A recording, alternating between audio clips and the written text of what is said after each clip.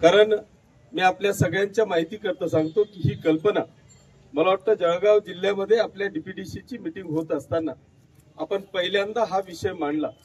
की आज या संपूर्ण राज्यामध्ये किंवा आपल्या जिल्ह्यामध्ये खऱ्या अर्थाने स्वतःच्या कर्तृत्वावर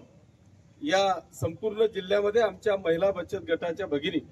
स्वकर्तृत्वावर एक चांगल्या पद्धतीचं कार्य करताय, चांगल्या पद्धतीचं उत्पादन ते करतायत। जर आज आपण पाहिलं तर नुसतं एवढंच नाही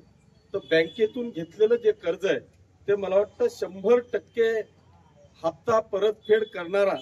आज या संपूर्ण महाराष्ट्रामधला कुठला नागरिक असेल तर त्याचं नाव महिला बचत गट आहे। आणि म्हणून मी तुमचं सगळ्यांचं मनापासून अभिनंदन आणि कौतुक करतो की आपण आपलं बँकेचं सिबिल खराब न होऊ देता आपल्या सगळ्या बँकांचे हप्ते अगदी रेग्युलर ठेवून आपण एक वेगळ्या पद्धतीची पत या सगळ्या बँकांमध्ये निर्माण केलेली आहे। आणि म्हणून हा आवाज उठवत असताना त्या ठिकाणी माननीय जिल्हाधिकारी महोदय असतील किंवा आपले पालकमंत्री असतील यांनी हा विषय मनावर घेतला आणि आपल्या डीपीडीसीच्या माध्यमातून या संपूर्ण जिल्ह्यामध्ये आपल्या ह्या कर्तृत्ववान भगिनींच्या कर्तृत्वाला सलाम करत अशा पद्धतीने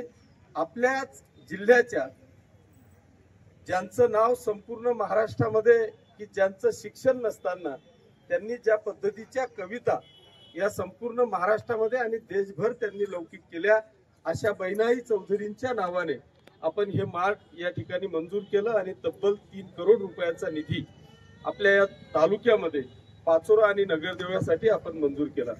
मी आपल्याला सगळ्या भगिनींना मातांना या निमित्तानं विनंती करणार आहे की आपण या ज्या पद्धतीने आपण बँकांमधून कर्ज घेतोय परतफेडही चांगल्या पद्धतीने करतोय, आपण ज्या वस्तूंची निर्मिती आपण करतोय तर याच्यासाठी विक्री करण्यासाठी कुठेतरी आमच्याजवळ चांगल्या पद्धतीची वस्तू असावी हा एक अनेक दिवसापासूनची आमची मागणी होती आणि ती मागणी मला वाटतं येणाऱ्या 6 महिन्याच्या आत ही 100% पूर्णत्वात जाईल अशा पद्धतीची व्यवस्था आता आज या ठिकाणी निर्माण झालेली आहे।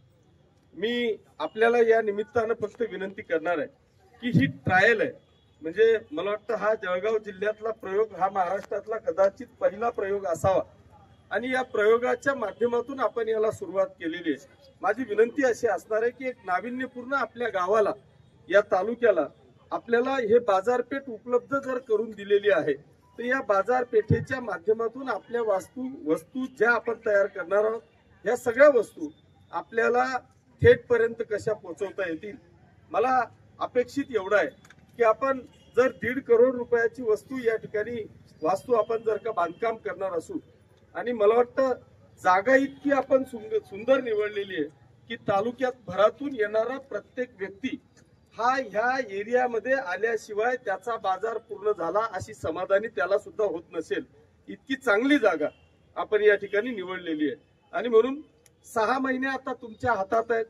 6 महिन्यामध्ये मी नेमकी काय वस्तू तयार केली की ती बाजारात जाईल किंवा चांगल्या पद्धतीची चालना त्या वस्तूला मिळेल अशा चांगल्या वस्तूंची निर्मिती करण्याकरता आता तुमच्याजवळ वेळ आहे। दुसरा एक प्रश्न माझा या ठिकाणी आहे की आपण हे सगळं करत असताना तुम्हाला भांडवलाची गरज आहे। आपला मागे मला वाटतं आत्ताच एक मेळावा महिला बचत गटाचा झाला आणि त्या गटाला मेळाव्याला कदाचित तुम्ही सगळेजण असाल तर त्याच वेळेस मी सांगितलं होतं की आज आपल्या ह्या तालुक्यामध्ये मला वाटतं 2-5 करोड रुपये काहीतरी कर्ज आपण सगळ्यांनी घेतलेलं आहे। शहरातल्या महिला बचत गटाची काहीतरी 2-3 करोड रुपयाची आकडेवारी माझ्या समोर आली होती, आता मला एक्झॅक्ट सांगता येणार नाही। पण आम्ही या शहरातले जेवढेही महिला बचत गट आहेत याचं कर्ज आमचं 5-7-10 करोड रुपयापर्यंत कसं नेता येईल त्याच्यातून आपल्या ह्या भांडवलातून चांगला व्यवसाय आपल्याला कसा निर्माण करता येईल आणि त्या व्यवसायाला मार्केट जे आपण उपलब्ध करून देतो या मार्केटमधून आपल्याला पुढे कसं जाता येईल हा जर का प्रयत्न आपण या ठिकाणी केला तर मला वाटतं एक चांगली चालना आपल्याला या बाजारपेठेच्या माध्यमातून या ठिकाणी मिळणार आहे। मी नेहमी सांगत असतो की आपण ग्रामीण भागातले आहोत, आपण जे घरी करतो किंवा आपण जे उत्पादन या ठिकाणी करतो त्याला व्हॅल्यू ह्या गावात मिळणार नाही,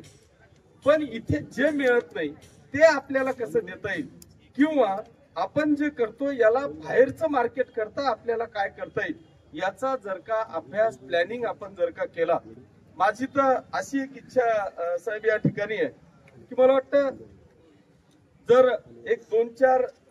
ग्रुप आमच्या महिला बचत गटाच्या केल्या आणि महाराष्ट्रामध्ये किंवा भारतामध्ये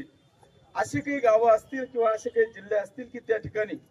एक बचत गटांचं खूप मोठं नाव किंवा त्यांची जी काही मार्केटिंग करण्याची पद्धत आहे, त्यांचं जे प्रोडक्शन करण्याची पद्धत आहे, याच्यासाठी आपल्याला ट्रिपा काही काढता येतील का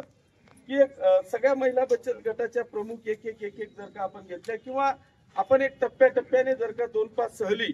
या बचत गटाच्या जर का आपण काढल्या आणि त्या व्यवस्थितरित्या तिथलं काय आहे मार्केटिंग करण्याची पद्धत, यांचं प्रोडक्शन काय आहे हे जर का आपण समजून घेतलं आणि त्या धर्तीवर जर का आपण चाललो तर एक मोठी चालना मला वाटतं आपल्याला या माध्यमातून भेटणार आहे. म्हणून माझी एक विनंती आपल्याला या निमित्तानं असणार आहे की आपण एवढ्यावर न थांबता आमच्या शहराला एक वेगळ्या पद्धतीने, जसं आपण आता विकासात्मक दृष्ट्या या शहराला एक वेगळा दर्जा देण्याचा प्रयत्न करतोय, त्याच पद्धतीने आमच्या शहरातल्या किंवा आमच्या तालुक्यातल्या महिला बचत गटांचा दर्जा